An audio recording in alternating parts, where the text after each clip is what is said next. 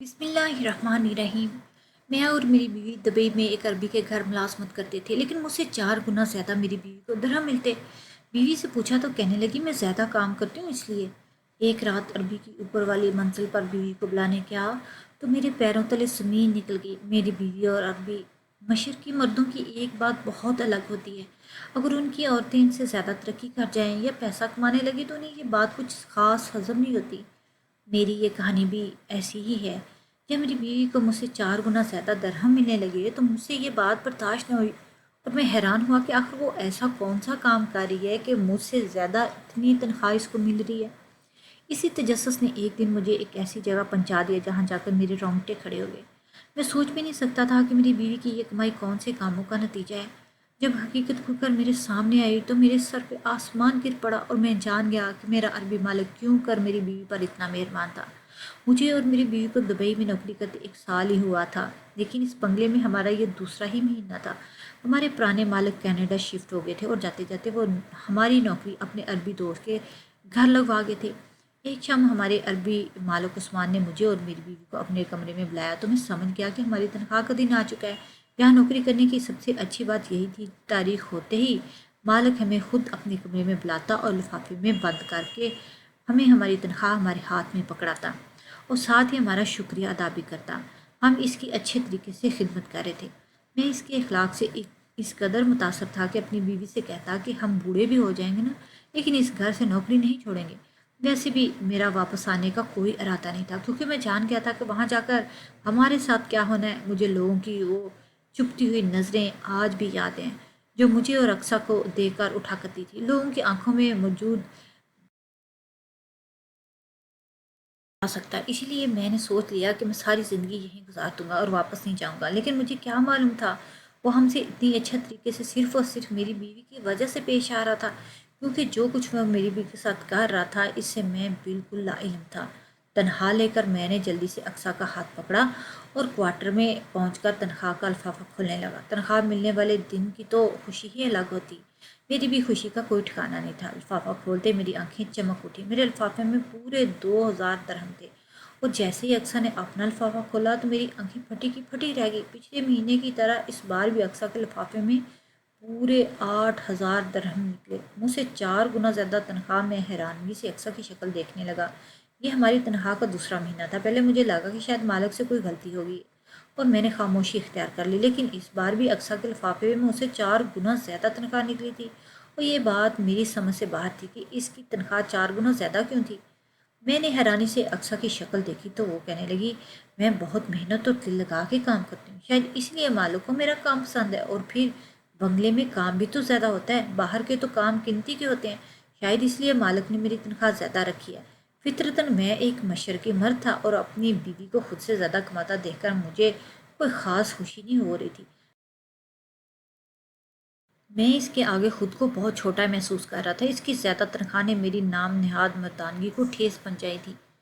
मेरी वालदा अक्सर कहा करती थी अगर औरत कमाने लग जाए तो इसे मर्द के सहारे की ज़रूरत नहीं होती। अक्सर की इतनी ज़्यादा तनख्वाह देखकर मुझे वालदा की बात याद आ गई। मुझे अजीब सी फिक्र सताने लगी कि कहीं मैं अक्सर की नज़रों में बेमौल ही ना हो जाऊं, कहीं वो मुझे छोड़कर अपने रास्ते अलग न कर ले। मेरे चेहरे का बदलता हुआ रंग देखकर अक्सर मोहब्बत से कहने लगी कि मेरी तनख्वाह भी तो आपकी है, फिर आप क्यों अपना दिल ख़राब करते हैं।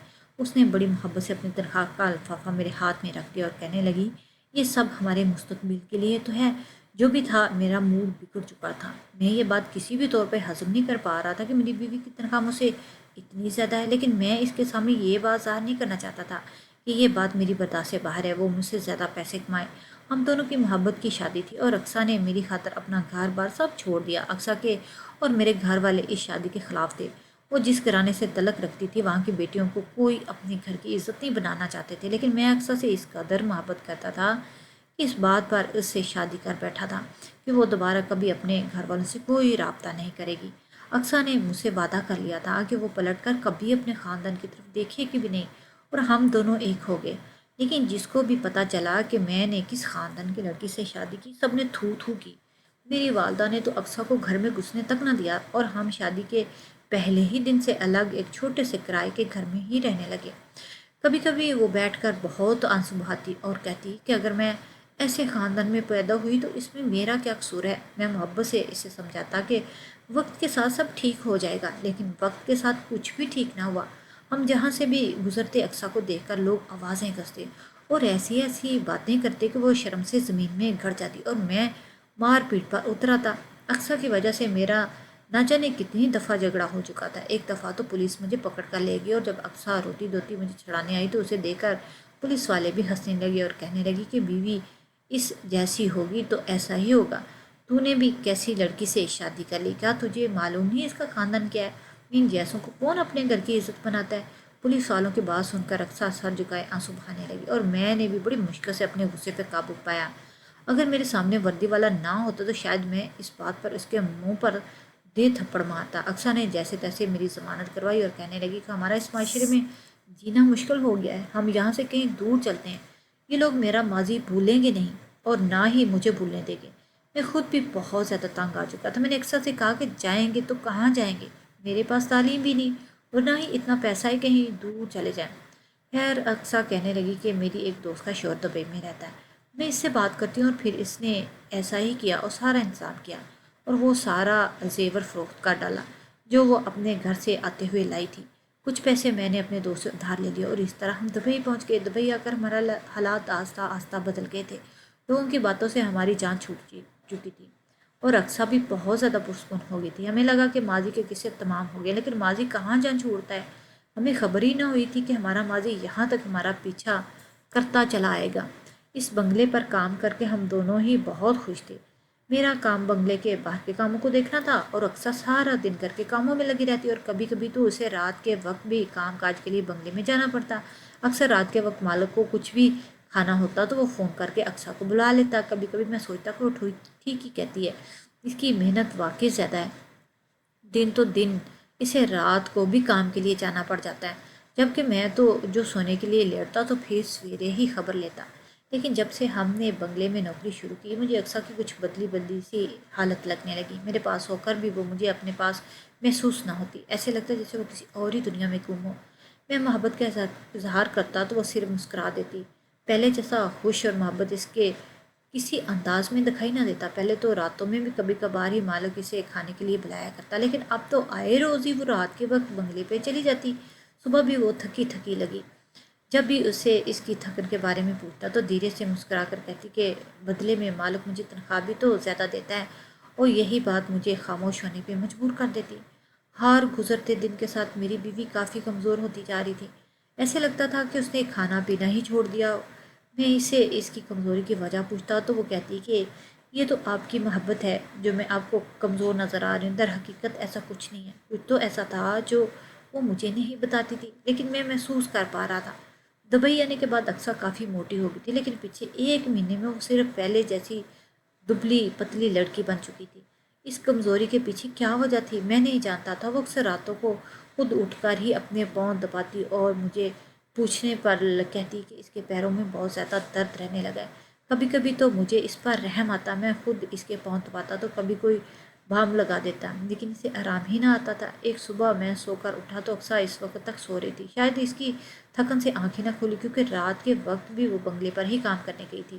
میں اسے اٹھانے کے لیے اس کے قریب گیا تو اس کے سجے ہوئے پاؤں دیکھ کر میں حیران رہ گیا۔ میں نے اقصیٰ کو اٹھایا اور کہا کہ اپنے پاؤں کا حال تو دیکھو، میں مالک سے کہہ دیتا ہوں کہ آج تو بنگلے پر کام نہیں کروں گی۔ میری بات سن کر اس نے جلدی سے میرا ہاتھ پکڑا اور کہنے لگی نہیں نہیں نہیں، چھٹی کی بات ہرگز نہ کرنا، مالک ناراض ہو جائیں گے۔ میرے سوا اور بنگلے میں کام کے لیے کوئی نہیں، میں تھوڑی دیر گرم پانی میں پاؤں ڈالوں گی تو ٹھنڈے ہو جائیں گے۔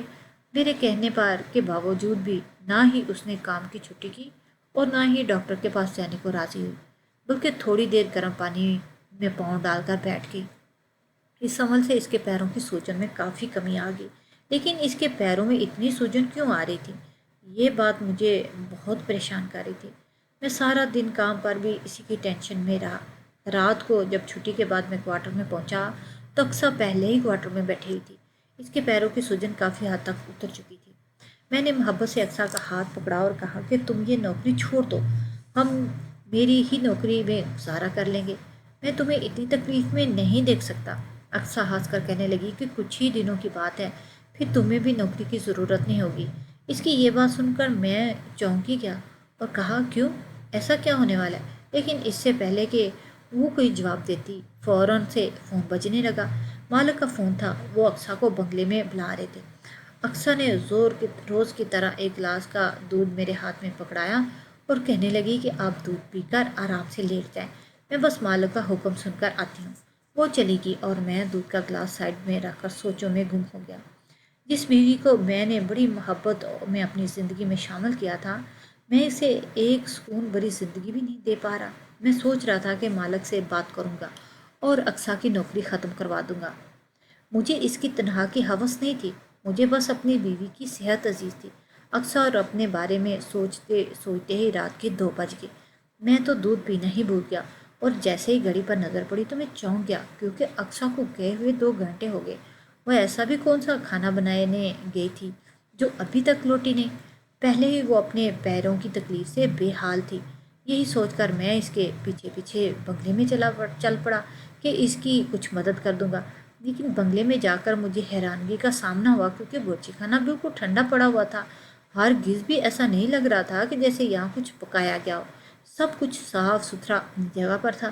میں نے اقصیٰ کی تلاش ادھر ادھر نظریں دوڑائی، لیکن وہ کہیں نظر نہ آئی۔ میں مالک کے کمرے کے پاس گیا تو مجھے حیرانگی ہوئی۔ کمرے کا دروازہ کھلا ہوا تھا اور مالک بھی کمرے میں نہیں تھے۔ مالک کا خالی کمرہ دیکھ کر مجھے گھبراہٹ ہونے لگی کہ اگر مالک اپنے کمرے میں نہیں تو اقصیٰ باورچی خانے میں نہیں، تو پھر دونوں کہاں گئے؟ سارے گھر میں دیکھنے کے بعد میں سیڑھیاں چڑھنے لگا۔ اوپر والی منزل ویسے تو ہمیشہ بند ہی رہتی تھی، لیکن اس کے سوا اور کوئی جگہ باقی بچی نہیں تھی دیکھنے کے لیے۔ اوپر پہنچ کر مجھے پھر سے حیرت کا جھٹکا لگا کہ دروازہ چوٹ چپٹ کھلا ہوا تھا، جو میں نے سارا دن بند دیکھا تھا۔ اوپر والی منزل پر پہلے ایک دروازہ تھا اور پھر چھوٹا سا کمرہ اور پھر ایک دروازہ اس کمرے کے باہر پار کیا تھا۔ میں نہیں جانتا تھا اور اچھا ہوتا کہ میں ہمیشہ اس بات سے غافل ہی رہتا، لیکن آج میں اقصیٰ کو ڈھونڈتا یہاں تک چلا آیا تو میں نے آستہ سے دروازہ بھی کھول دیا، جس نے میری زندگی کو بدل کے رکھ دیا۔ میرے سامنے میری بیوی موجود تھی اور میری نگاہیں اس کے وجود پر جمی ہوئی تھی۔ وہ جس حالت میں وہاں کھڑی تھی، میں اسے دیکھ کر سکتے میں آ گیا۔ اسے دیکھ کر شرم سے پانی پانی ہو گیا تھا۔ مجھے اپنی آنکھوں پہ یقین نہیں آ رہا تھا۔ میری بیوی سب کیسے کر سکتی ہے؟ کیونکہ اس نے مجھ سے یہ بات چھپائی تھی۔ کیوں مجھے اتنا بڑا دھوکہ دیا تھا؟ میں سکتے کے عالم میں کھڑا اپنی بیوی کو دیکھ رہا تھا، اور جیسے اس کی نظر مجھ پر پڑی تو ماحول میں سکوت طاری ہو گیا۔ وہ بے حس و حرکت کھڑی مجھے دیکھتی رہی۔ اس کے چہرے کا رنگ زرد پڑ گیا تھا۔ شاید اسے اندازہ نہیں تھا کہ میں اس وقت یہاں پہنچ جاؤں گا۔ وہ رنگے ہاتھوں پکڑی گئی تھی۔ میرے عربی مالک نے بھی مجھے دیکھ لیا کہ میں وہاں پہنچ چکا ہوں، لیکن اب مجھے اس کا لحاظ نہ رہا۔ میں آگے بڑھا اور میں نے اقصیٰ کے منہ پر ایک سناٹے دار تھپڑ دے مارا۔ اس نے تو میری غیرت پر ایسا تماچا لگایا کہ میری روح تک چھنی ہو گئی تھی۔ میں اسے کھینچتا ہوا نیچے کوارٹر تک لے آیا اور وہ سارا راستہ خاموش رہی، بس میرے پیچھے پیچھے گھسیٹتے ہوئے چلے آ رہی تھی۔ کمرے میں لا کر میں نے اس طرح بستر پر اور پھینکا اور حقارت بڑی نظروں سے دیکھنے لگا۔ کہا کہ میں تمہیں اسی دلدل سے نکال کر تو یہاں لایا تھا اور تم نے اپنی اوقات دکھا دی۔ آج تم نے ثابت کر دیا کہ لوگ ٹھیک ہی کہتے ہیں۔ میں نے جس خاندان کی لڑکی سے شادی کی وہ کبھی عزت نہیں رکھ سکتی۔ بتاؤ مجھے تم نے یہ کیوں کیا؟ میں کیوں میری پیٹھ پہ خنجر کھونپا؟ تم نے میرا بھروسہ توڑا، وہ بھروسہ جس کی بنا پر میں نے تم سے شادی کی تھی۔ مجھے لگا تھا کہ تم کبھی یہ کام دوبارہ نہیں کرو گی۔ نئی جگہ نئے ملک میں آ کر تم اپنا ماضی بھول جاؤ گی، لیکن تم نے مجھے غلط ثابت کر دیا۔ تم نے میری محبت کا مذاق اڑایا، میری عزت کا تماشا لگایا، اور وہ بھی ان عربی مردوں کے آگے۔ اسی لیے تمہیں زیادہ تنخواہ ملتی ہے اور تم مجھے کہتی ہو کہ تم زیادہ محنت کرتی ہو۔ واقعی تم تو بہت محنت کر رہی ہو۔ وہ ساری ساری رات غیر مردوں کے ساتھ یہ سب کرنا کوئی آسان کام تو نہیں نا؟ آج تم نے ثابت کر دیا کہ ناچنے والیوں کی بیٹی ناچ ہی سکتی ہے، شریف خاندانوں کی بہو بن کر عزت سے نہیں رہ سکتی۔ تمہاری وجہ سے اپنے خاندان کے خلاف گیا تھا میں، دنیا کا ذلت امیز رویہ برداشت کیا، اور تم نے تو مجھ پر ہی تھوک دیا۔ تم نے تو ہماری محبت کو میرے لیے گالی بنا دیا۔ میں نے غصے میں آنکھیں مینچی تو کچھ دیر پہلے کا منظر میری آنکھوں کے سامنے چلا آیا، جہاں اس بڑے سے حال میں میری بیوی مختصر سے عربیوں کے خاص رقص والے لباس میں مبوس تھی اور ان غیر عربیوں کے آگے کمر پر گھنگرو باندھے رقص میں مصروف تھی۔ وہ سارے عربی شراب میں دھت اس کی بیلی ڈانس دیکھ رہے تھے۔ وہاں تو پوری محفل ہی سجی ہوئی تھی اور میری بیوی اس محفل کی زینت بنی ہوئی تھی۔ ایک دفعہ پھر سے غصے میں میرے رونگٹے کھڑے ہو گئے اور میں نے اپنی خاموش بیوی کو اس کے کھلے بالوں سے پکڑا اور کہا کہ میں تمہارے ساتھ نہیں رہنا چاہتا۔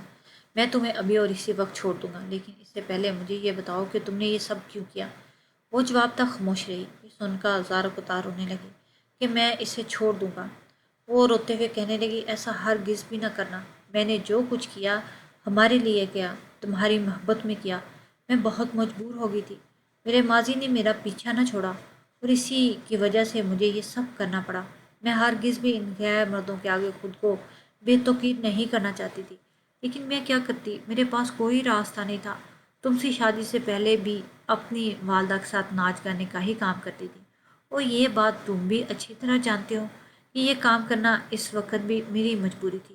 مجھے نہیں معلوم تھا کہ لوگ جو ہماری تصویریں اور ویڈیو بناتے ہیں وہ سوشل میڈیا پر بھی ڈال دیتے ہیں، اور یہ بات مجھے اس عربی مالک کے گھر آ کر اس وقت پتہ چلی جب ایک دن تمہاری غیر موجودگی میں اس عربی نے مجھے اپنے پاس بلایا اور مجھے میرے ہی رقص کی ویڈیو دکھائی اور کہنے لگا وہ میرے رقص سے بہت متاثر ہوا اور وہ چاہتا ہے کہ میں اسے بھی اسی طرح ناچ کر دکھاؤں۔ میں نے ہی اسے صاف انکار کر دیا کہ وہ میرا ماضی تھا اور میں اس کام کو چھوڑ چکی ہوں۔ تو مالک نے مجھے دھمکی دی، اگر میں اپنے رقص سے اسے خوش نہیں کروں گی تو وہ مجھ پر چوری کا الزام لگا کر تمہیں اور مجھے نہ صرف نوکری سے بلکہ دبئی سے نکلوا دے گا، اور ہم واپس اسی جگہ پر پہنچ جائیں گے جہاں سے بھاگ کر یہاں آئے تھے۔ مجھے آج بھی لوگوں کی کڑوی باتیں اور وہ جملے یاد ہیں جو ہم دونوں نے شادی کے بعد برداشت کیے۔ میں واپس اس ماحول میں نہیں جانا چاہتی تھی، اس لیے میں نے انتہائی تنہائی میں اس عربی کے آگے رقص کر کے اس معاملے کو دبانے کی کوشش کی۔ مجھے تو بس لگا کہ وہ وقتی طور پر میرا رقص دیکھنا چاہتا ہے، لیکن مجھے ہرگز یہ معلوم نہیں تھا کہ وہ مجھے اپنی محفلوں کی زینت بنائے گا۔ اس نے بلیک میلنگ کا سلسلہ شروع کیا اور کہنے لگا کہ وہ مجھے تنخواہ بھی تو اسی بات کی دے رہا ہے، کچھ ہی وقت میں اتنے پیسے جمع کر لوں گی کہ پھر میں دبئی میں آزادانہ زندگی گزار سکوں گی، اس لیے میں اس کی بات مانوں اور وہی کروں جو وہ چاہتا ہے۔ میں نے بھی سوچ کر خاموشی اختیار کر لی، یہ واقعہ اسی طرح کچھ وقت میں اور تم اس کے جنگل سے آزاد ہو جائیں گے اور دبئی میں آزادی سے اپنی زندگی گزارتے ہوئے وہ ہر رات کچھ عربیوں کو اوپر والے منزل پہ بلا لیتا اور مجھے ان کے آگے رقص پر مجبور کرتا، اور میں ساری رات بنا رکے رقص کیے چلے جاتی، کیونکہ تمہیں میں نیند کی دعا دودھ میں ملا کر دیا کرتی تھی، اس لیے تمہیں اس بارے میں علم نہ ہو سکا تھا۔ میں واپس جانے کے خوف سے غلط راستے پر چل پڑی۔ مجھے ڈر تھا کہ کہیں چوری کے الزام میں وہ ہمیں جیل میں بند نہ کروا دے یا واپس بھیج نہ دے، اس لیے میں نے رقص کا سلسلہ جاری رکھا اور تمہیں دکھانے کے لیے بنگلے کا کام بھی پابندی سے کرتی رہی۔ جب بھی میری صحت دن بدن خراب ہو رہی ہے اور میرے پیروں میں سوجن بھی اسی لیے آ رہی ہے کہ مجھے سکون کا ایک لمحہ بھی میسر نہیں تھا۔ اکثر ہوتے ہوئے کہنے لگی کہ میری غلطی صرف اتنی ہے کہ میں ایسے خاندان میں پیدا ہوئی جہاں مجھے بچپن سے ہی رقص کے کام پر لگا دیا گیا۔ سمجھ آنے تک میں وہی کام کرتی رہی۔ لوگوں نے نہ صرف میرے رقص کو دیکھا بلکہ سوشل میڈیا پر ڈال کر مجھے ہمیشہ کے لیے برباد کر دیا۔ میں توبہ کر چکی ہوں لیکن لوگ مجھے میرے گناہوں کو بھولنے نہیں دے رہے۔ میں کیا کروں؟ میرا اللہ تو شاید مجھے معاف کر دے، لیکن یہ دنیا مجھے معاف کرنے کو راضی نہیں۔ اقصیٰ سسک سسک کر رونے لگی۔ ساری حقیقت جان کر میں نے اسے سینے سے لگایا۔ پاکستان میں بھی وہ اسی طرح ٹوٹ کر بکھرتی تھی اور یہاں آنے کے بعد بھی اس کے ماضی نے اسے ایک دفعہ پھر سے توڑ دیا تھا۔ میں نے اقصیٰ سے کہا کہ تم سامان باندھ دو، ہم واپس پاکستان چلیں گے۔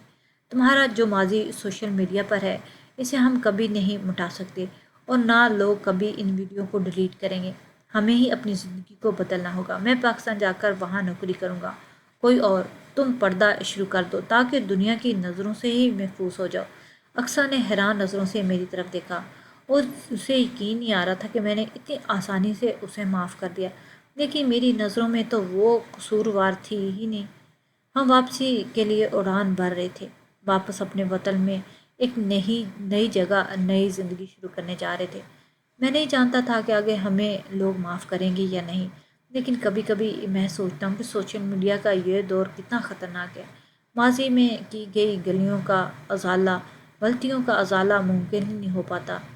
آپ لوگوں نے بھی ایسے بہت سے لوگ دیکھے ہوں گے جو اپنے ماضی سے توبہ کر چکے اور انہیں ہدایت مل گئی، لیکن سوشل میڈیا پر موجود ان کا ماضی انہیں اب بھی نیک راستے پر چلنے نہیں دے رہا۔